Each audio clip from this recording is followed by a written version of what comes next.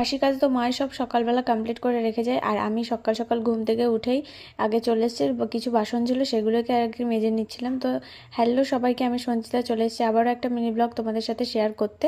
তো সকাল সকাল বাসন নিয়ে বসে পড়েছি। আর আজকে না ঘুম থেকে উঠতে একদমই দেরি হয়ে গিয়েছে, কারণ কালকে রাত্রেবেলা আমি আর মা মিলে গিয়েছিলাম একটুখানি রাসের মেলায়।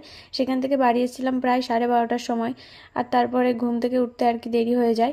আর মা সবই করে রেখে গেছে, আমি শুধু বাসনগুলো মেজে দাঁত ব্রাশ করে চলে যাব সোজা রান্নার দিকে। যেহেতু বাবা সকালবেলা খেতে আসবে, তাড়াতাড়ি রান্নাটা করে নেব। আর আমার ঘরের আমি কোনো কিছু এখনও গোছাইনি, সোজা রান্নাঘরে চলে এসেছি।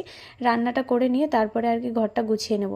আর আজকে সকালের রান্না দুপুরের রান্না একসাথেই করে নেব, যেহেতু আজকে রাত্রেবেলা আর কি রুটি খাওয়া হবে। সবার রুটি খেতে মন চেয়েছে, আর এখন ঠান্ডা পড়ে গেছে। রাত্রেবেলা আমাদের বাড়ি বেশিরভাগ সময় রুটি করা হবে, কারণ রুটিটা আমাদের বাড়ি সবাই খুব ভালো খায়, বেশি করে আর কি ঠান্ডা পড়লে।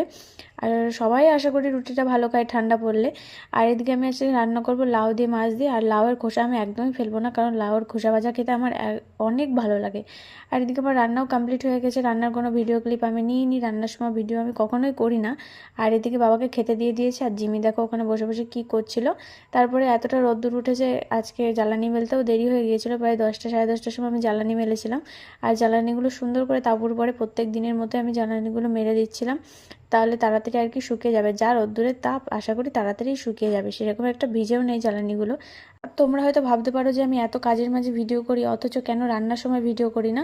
কারণ আমার রান্নার সময় কাঠে উনুনে রান্না করলে না একদমই ভিডিও করা যায় না, কারণ এক হাতে তোমার জাল ঢালতে হয় উনুনের মধ্যে, আর এক হাতে তরকারি নাড়তে হয়, একদমই সম্ভব হয় না। আর তরকারি যদি ওরকমভাবে আমি দু হাত দিয়ে কাজ করা সত্ত্বেও তারপরে যদি আবার আমি ভিডিও করি, তাহলে আমার রান্নাটা একেবারে গোলমাল হয়ে যাবে, কেউই খেতে পারবে না।